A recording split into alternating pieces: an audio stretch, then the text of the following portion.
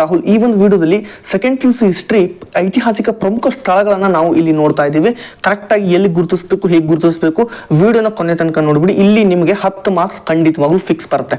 ಯಾವ್ದು ಇಂಪಾರ್ಟೆಂಟ್, ಏನೇನು ಮಾಡಬೇಕು, ಏನಿಲ್ಲ ಎಲ್ಲಾನು ಪ್ರತಿಯೊಂದನ್ನು ಹೇಳ್ತಾ ಹೋಗ್ತೀನಿ. ಹಾಗಾದ್ರೆ ಈಗ ಡೈರೆಕ್ಟ್ ಆಗಿ ಮ್ಯಾಪ್ ಕ್ವಶನ್ಗೆ ಹೋಗೋಣ ನಾವು. ಇಲ್ಲಿ ನೋಡಿ, ಇಲ್ಲಿ ಭಾರತದ ಹೊರಗಡೆ ಎರಡೇ ಪ್ಲೇಸ್ ಇರ್ತಕ್ಕಂಥದ್ದು. ಒಂದು ತಕ್ಷಶಿಲಾ, ಇನ್ನೊಂದು ಹರಪ್ಪ. ಯಾವುದೇ ಬಂದ್ರು ಇವನ್ನೆರಡನ್ನ ಹೊರಗಡೆ ಗುರುತಿಸ್ಬಿಡಿ, ಆಯ್ತಾ? ಹೊರಗಡೆ ಇವನ್ನ ಗುರುತಿಸ್ಬಿಟ್ರೆ ಓಕೆ. ಇಲ್ಲಿ ನಾನು ಆಲ್ರೆಡಿ ಮಾರ್ಕ್ ಮಾಡಿದ್ದೀನಿ ನೋಡಿ, ಹರಪ್ಪ ಅಂತ ಇಲ್ಲಿ ಗುರುತಿಸಿ. ಈ ಭಾರತದಲ್ಲಿ ನಕಾಶೆಯನ್ನು ಕೊಟ್ಟಿರ್ತಾರೆ, ಇದರಲ್ಲಿ ಇದು ಎರಡರ ಮಧ್ಯೆ ಹರಪ್ಪವನ್ನು ಗುರುತಿಸಿ. ಈ ಎರಡರ ಮಧ್ಯೆ ಏನು ಜಾಗ ಇದೆಯಲ್ಲ, ಇಲ್ಲಿ ತಕ್ಷಶಿಲಾವನ್ನು ಗುರುತಿಸ್ಬಿಟ್ರೆ ಇಲ್ಲಿ ನಮಗೆ ಸಾಕಾಗುತ್ತೆ. ಅದಾದ ನಂತರ ಹರಪ್ಪಾಗೆ ಸ್ಟ್ರೇಟ್ ಆಗಿ ಜಲಿಯನ್ ವಾಲಾಬಾಗ್, ಅದ್ರ ಕೆಳಗೆ ಪಾಣಿಪತ್ ಅನ್ನು ಗುರುತಿಸಿ. ಅದ್ರ ಕೆಳಗಡೆ ನೆಕ್ಸ್ಟ್ ನೋಡೋದಾದ್ರೆ ಮೀರತ್ ಗುರುತಿಸಿ, ದೆಹಲಿ, ಅದ್ರ ಕೆಳಗಡೆನೆ ಆಗ್ರಾ ಬರುತ್ತೆ. ಅದಾದ ನಂತರ ಪಾಟ್ಲಿಪುತ್ರ ಒಂದು ಬರುತ್ತೆ, ಅದ್ರ ಕೆಳಗಡೆ ಕಲ್ಕತ್ತಾ. ಇಷ್ಟನ್ನು ನೀವು ನೋಡಬೇಕು. ಸ್ವಲ್ಪ ಒಂಚೂರು ಸರ್ ಹಿಂದೆ ಮುಂದೆ ಏನಾದರೂ ಸ್ವಲ್ಪ ಗುರುತಿಸಿದ್ರೆ, ಇಲ್ಲಿ ಪಾಟ್ಲಿಪುತ್ರ ಅಂತ ಇಲ್ಲಿದೆ, ನಾನು ಇಲ್ಲಿ ಗುರುತಿಸಿದ್ರೆ ಮಾರ್ಕ್ಸ್ ಕೊಡ್ತಾರೆ, ಡೆಫಿನೆಟ್ಲಿ ಕೊಡ್ತಾರೆ, ಡೋಂಟ್ ವರಿ ಅಬೌಟ್ ದಟ್.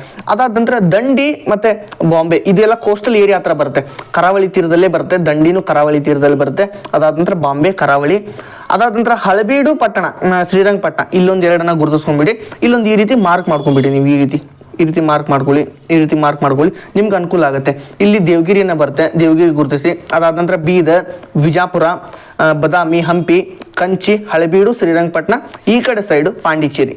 ಇನ್ನೊಂದ್ಸಲ ನೋಡೋಣ. ಹಾಗಿದ್ರೆ ನೋಡಿ ಸರಿಯಾಗಿ, ತಕ್ಷಶಿಲಾ ಮತ್ತು ಹರಪ್ಪ ಹೊರಗಡೆ ಇರುತ್ತೆ, ಭಾರತದ ಹೊರಗಡೆ ಇದೆ, ಅದು ಪಾಕಿಸ್ತಾನದಲ್ಲಿ ಇರ್ತಕ್ಕಂಥದ್ದು. ಇದು ಹರಪ್ಪನು ಪಾಕಿಸ್ತಾನದಲ್ಲಿದೆ.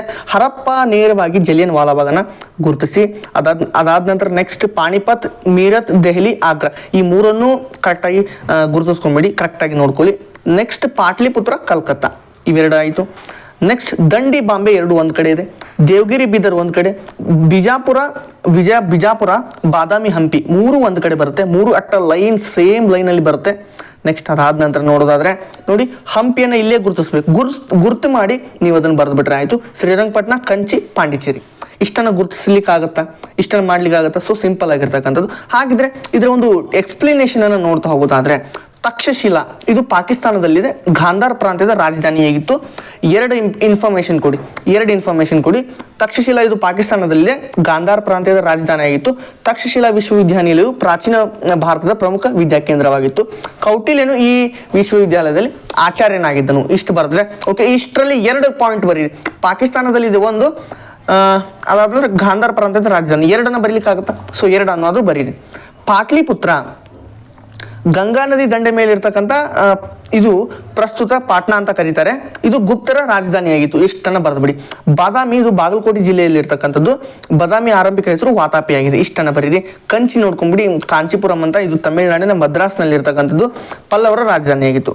ಇಷ್ಟೇ ಬರೀರಿ. ಇಲ್ಲೆಲ್ಲ ಕೊಟ್ಟಿದ್ದೀನಿ, ನೀವು ಒಂದೊಂದಾಗಿ ನೋಡ್ತಾ ಹೋಗಿ. ಜಸ್ಟ್ ಒಂದು ಇನ್ಫಾರ್ಮೇಶನ್. ಆಗ್ರಾವನ್ನು ನೋಡ್ಕೊಳ್ಳಿ, ಯಮುನಾ ನದಿ ದಂಡೆ ಮೇಲಿದೆ, ಸಿಕಂದರ್ ಲೋಧಿ ನಿರ್ಮಾಣ ಮಾಡ್ತಾನೆ.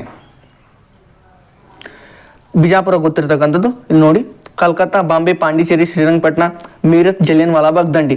ಹಾಗಿದ್ರೆ ಈಗ ಇಂಪಾರ್ಟೆಂಟ್ ಪ್ರಶ್ನೆಗಳನ್ನ ನೋಡೋದಾದ್ರೆ ಈ ರೀತಿ ಕೊಡ್ತಾರೆ ಅವರು. ಹರಪ್ಪ ನೋಡಿ ಈ ರೀತಿ ಕೊಡ್ತಾರೆ, ಹರಪ್ಪ, ಪಾಟ್ಲಿಪುತ್ರ, ಪಾಂಡಿಚೇರಿ, ಪಾಣಿಪತ್, ಕಂಚಿ, ಕಲ್ಕತ್ತಾ, ಬಾಂಬೆ, ಇಷ್ಟು ಕೊಡ್ತಾರೆ. ಇದ್ರಲ್ಲಿ 5 ಮಾತ್ರ ಗುರುತಿಸ್ಬೇಕು. ನಿಮ್ಗೆ ಯಾವ್ದು ಇಷ್ಟ ಆಗುತ್ತೆ 5 ಗುರುತಿಸಿ. ಇಲ್ಲಿ 5 ಕೊಟ್ಟಿದ್ದೀನಿ, ನೋಡ್ಕೊಂಡ್ಬಿಟ್ಟು ನಿಮ್ಗೆ 5 ಯಾವುದು ಅನುಕೂಲ ಆಗುತ್ತೆ ಅದನ್ನು ನೀವು ಗುರುತು ಮಾಡ್ಬೇಕಾಗತ್ತೆ. ಇಷ್ಟನ್ನ ಗುರುತಿಸ್ಲಿಕ್ಕೆ ಆಗುತ್ತಾ? ಸೊ ಇದಿಷ್ಟು ಈ ಒಂದು ವಿಡಿಯೋದಲ್ಲಿ. ಮತ್ತೆ ಮುಂದಿನ ಒಂದು ವಿಡಿಯೋದಲ್ಲಿ ಯಾವುದಾದ್ರೂ ಇಂಪಾರ್ಟೆಂಟ್ ಕ್ಲಾಸ್ ಹೇಳ್ತೀನಿ. Thank you.